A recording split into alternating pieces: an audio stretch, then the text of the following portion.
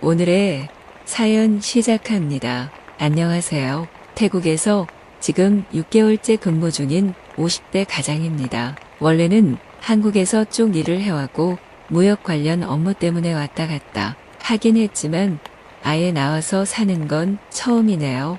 아이들이 어릴 때 한두 번 제의가 있긴 했지만 워낙 저를 잘 따르고 가정적인 와이프가 아니라 밖에서 일하는 사람이라 두고 갈 수 없었습니다. 동남아 쪽을 가다 보니까 유학처럼 애들 데리고 가기도 싫다고 하더군요. 영미권도 아닌데 무슨 유학이냐면서요. 나이가 들고 아이들이 크고 나서 먼 타국 땅에 나와 있으려니 참으로 이상합니다. 아이들은 그립지만 와이프는 그립거나 하진 않네요. 어차피 일하고 친구들 만나느라 바쁠 테니까요. 처음에는 그래도 애들이랑 일주일에 두세 번은 전화해 주더니 2달 정도 지나니까 애들만 간간히 전화하고 요즘은 한 달에 한 번 전화하는데 싶습니다. 와이프와의 이야기는 각설하고 회사에서 다시 한국으로 돌아가겠냐는 제의가 들어왔는데 거절해야 할 것 같아 걱정입니다. 저에게는 지금 레이라는 애인이 생겼습니다. 다들 금방 끝날 인연이라고 생각하는 것 같은데 아닙니다. 저는 사랑을 느끼고 있습니다. 레이를 처음 만난 건 먼저 넘어와서 일하고 있던 동료 친구의 추천이었습니다. 아무래도 남자 혼자서 아무리 좋은 곳에 살아도 지저분할 수밖에 없다면서 하우스키퍼를 추천해 줬습니다. 한국인들 사이에서 그냥 좀 서로 소개해주는 그런 사람들이 몇몇 있는데 레이도 그중 하나였습니다. 일주일에 이틀은 동료 집에서 일을 하고 이틀은 저희 집에서 일을 하고 이런 식으로 매일매일 필요 없으니 하우스키퍼를 같이 쓰는 거죠. 혼자서 동생들을 키우고 있는 레이는 집안의 가장과도 같은 역할을 하는 것 같았습니다. 어눌한 한국말을 조금 구사하는데 한국의 드라마를 좋아한다고 했습니다. 풀하우스 때부터 쭉 보고 있다는데 저보다도 더 최근 드라마들에 대해서 많이 아는 것 같더라고요. 옷도 빨아주고 청소도 해주고 간단한 식사 준비도 해주니까 편하긴 엄청 편하더군요. 집에서는 하나 부탁하려고 해도 눈치 보면서 같이 나누던 일이었는데 저렴한 가격에 가정부를 쓰는 거니까 이불도 항상 깨끗하고요. 어느 날 회사에서 고생한다면서 집에 가서 좀 먹으라고 한국 김이랑 통조림 반찬이나 그런 것들을 좀 줬습니다. 원래도 통조림은 안 좋아하기도 하고 그래서 그냥 집에 들고 왔더니 열심히 청소하고 있던 레이한테 집에 가져가서 먹으라고 줬죠. 그 이후부터 제가 조금 편해진 건지 이것저것 물어보기도 하고 가벼운 농담도 나누는 사이가 되었습니다. 친구가 레이가 자기 집에서는 한마디도 안 하고 할 일만 하고 바로 가던데 너랑은 좀 편한가 봐 이러면서 은근히 놀리더군요. 아니라고 부정했지만 솔직히 나쁜 생각을 안 해본 건 아니었습니다. 이제가 30대를 막 넘긴 나이에 동생들 키우느라 결혼도 하지 않았고요.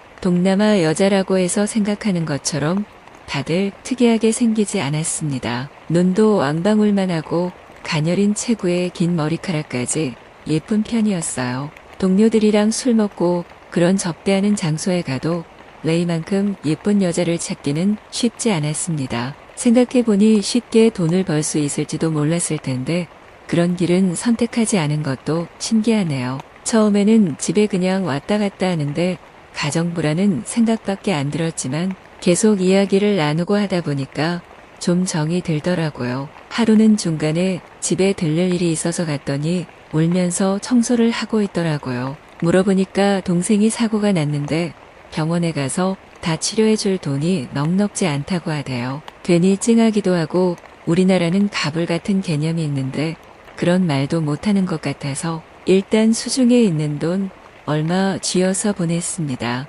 연신 고맙다고 하더니 일이 잘 해결된 모양이더라고요. 한국 돈으로 기껏해야 10만원 조금 넘는 돈이었지만 이 친구에게는 하늘 같은 금액이었나 봅니다. 그 이후로 더욱 살갑게 잘해주는데 없던 애교까지 부려대는 모습을 보면서 혹시나 돈을 뜯어내려고 접근하는 건가 생각도 해보긴 했습니다. 쉬는 날 집에서 쉬고 누워있는데 빨래를 하던 레이가 옆으로 와서 앉더니 어깨를 주물러준다는 겁니다. 어깨도 주물러주고 팔도 주물러주고 손길이 닿으니까 사람 마음이라는 게 참 싱숭생숭하더군요. 소파 옆에 앉아서 팔을 야무지게 주무르는 걸 보다 보니 속눈썹도 길고 그래서 너는 눈이 참 예쁘다 칭찬을 해줬습니다. 부끄러워하는 듯 하더니 또 어디가 예쁜 것 같냐고 물어보길래 분위기가 이상하게 잡혀서 그렇게 됐습니다. 거의 20살이나 어린 여자와 한 몸이 되는 순간이 황홀하기도 하고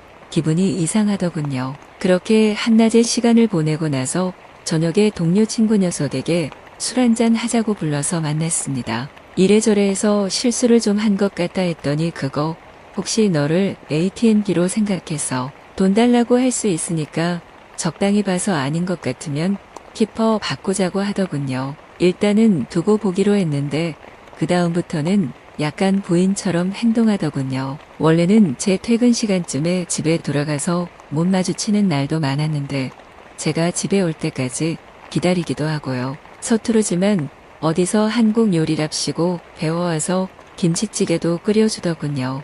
그렇게 밥도 먹고 신혼부부처럼 낮 뜨거운 시간도 보내고 하다 보니까 태국 여자들은 금전적인 요구들을 많이 한다던데 어느 정도는 좀 예상하고 있어야겠다 싶었습니다. 근데 한참이 지나도 저한테 돈을 달라고 하거나 눈치를 주는 법이 없더라고요. 제가 궁금해서 혹시 어려운 거 없냐?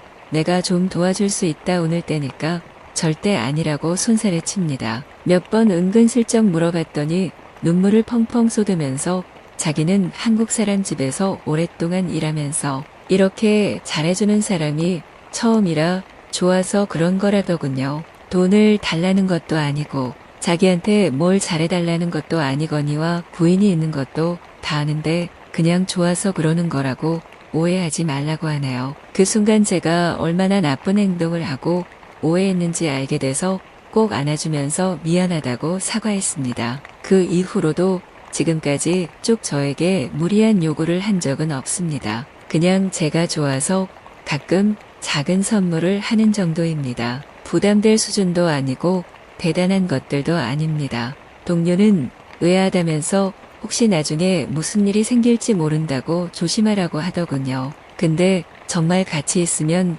순수하게 저를 좋아하고 보듬어주는 게 느껴집니다. 집안일도 완벽하게 해주고 애교도 듬뿍 떨어주고요.